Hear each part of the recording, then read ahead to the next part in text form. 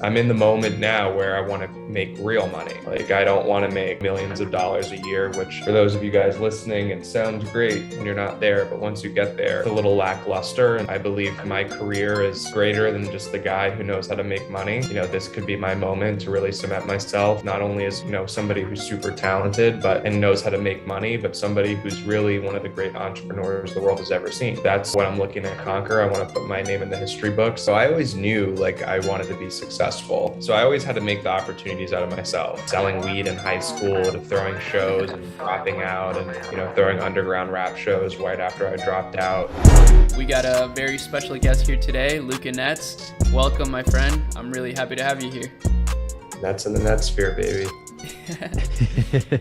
Yeah. So, a lot of people actually know who you are. It's pretty crazy how many people were requesting you to be on the podcast. I was like, man, we really got to make this happen. And I know we've been talking for a little bit, back and forth on DMs and stuff. So I'm really glad to finally be here. But for those of you that don't know you, could you give a quick, backstory on yourself here? Yeah, I won't dive too much into it, but Sure. My name is Luca. I'm a self-made entrepreneur. I dropped out of school when I was 16, and I pursued the entrepreneurial journey. I was able to be very successful in e-commerce, and now I'm starting a new chapter in my life in the NFT space. So Nice. I love that quick elevator pitch.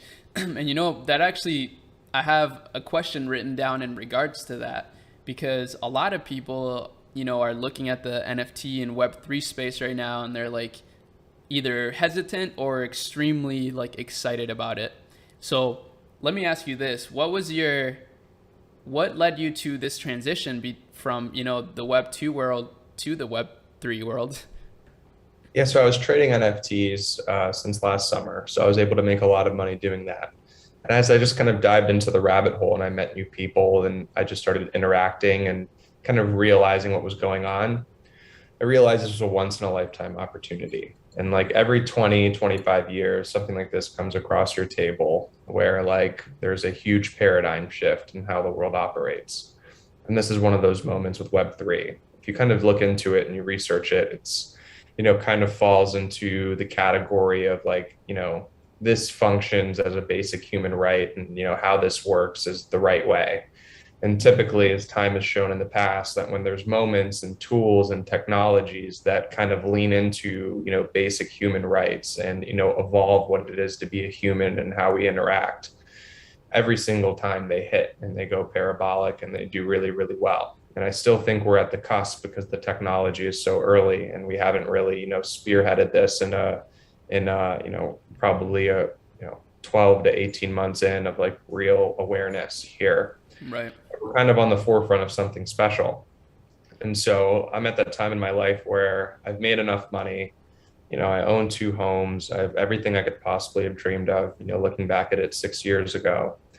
And I'm in the moment now where I want to make real money. I don't want to make, millions of dollars a year, which, for those of you guys listening, it sounds great when you're not there. But once you get there, it's a little lackluster. And I believe my career is greater than just the guy who knows how to make money. I've always felt like I'm somebody who, could be really impactful. And I've always wanted to create a legacy, and the opportunity presented itself where, this could be my moment to really cement myself, not only as, somebody who's super talented, and knows how to make money, but somebody who's really one of the great entrepreneurs the world has ever seen.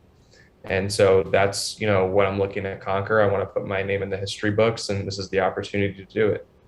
Fuck yeah, bro. That's amazing. Jeez, that hits. That explanation was amazing. And I totally see it. I mean, to be honest with you, you've already made a mark, even if it's even if you don't, it's not tangible to you yet. Just the fact that so many people wanted to see you on here is crazy to me. Especially since you don't really have a ton of content out there or anything. It's just from what you've done. So that's super fucking cool. Let me ask you this. I have another question that just kind of, I'm very, very curious about. And it kind of dives a little bit into your backstory, but when did you begin entrepreneurial endeavors? Because you mentioned, you want to be one of the best in the world, which I'm going to be really hyped to see. When did that begin for you? So I always knew like I wanted to be successful. And like I never grew up with like connections or resources where I could get like high level jobs or, gaps bridged before, like, for me. So I always had to make the opportunities out of myself from, lemonade stands in middle school to selling weed in high school to throwing shows and dropping out and, throwing underground rap shows right after I dropped out. And then, I got my first job at a company called Ring. And that's what kind of showed me like, I was there when they raised their first, when they even raised their first round, they were pretty much nothing at the time.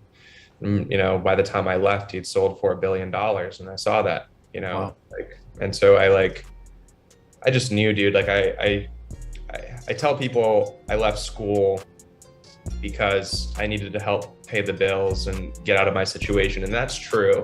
But looking back at it, one of the main reasons I left school is because I couldn't stand these teachers telling me what to do. Like I just couldn't stand it. Like I knew I needed to dictate my own future. Like I couldn't let anybody dictate my future for me or tell me I wasn't worthy or tell me I wasn't capable.